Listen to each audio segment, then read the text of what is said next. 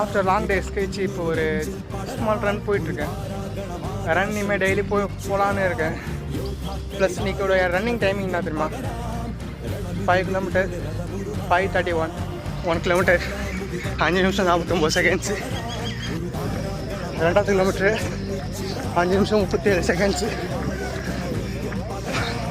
ரொம்ப டஃப்பாக இருக்குது. 2.5 கிலோமீட்டர் கம்ப்ளீட் பண்ணியாச்சு.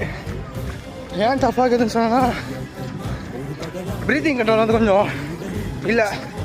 பார்த்தீங்களா, வாயில் தான் மூச்சு விட்ற மாதிரி இருக்குது. வாயில் விடக்கூடாது, மூக்கில் தான் ஒன்றும். இன்னும் ஒரு 2 ரனில் சரியாக போயிடும்.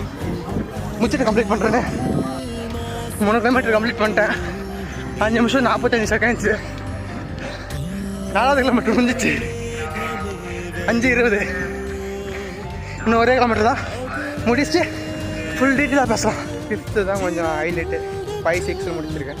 ஏன்னா முடிக்க போகிறேன்றது ஒரு ஆதங்கம், வெறி எல்லாமே சேர்த்து கொஞ்சம் ரன் வந்து ஸ்பீட் ஆக்கிட்டேன்.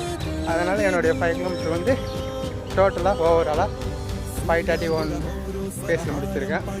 இது வந்து நம்மளுடைய ரன்னிங் பேஸ்னால் என்னென்னா இதுதான் நம்மளுடைய 1 கிலோமீட்டரை நம்ம எத்தனை நிமிஷத்தில் கவர் பண்ணியிருக்கோம்.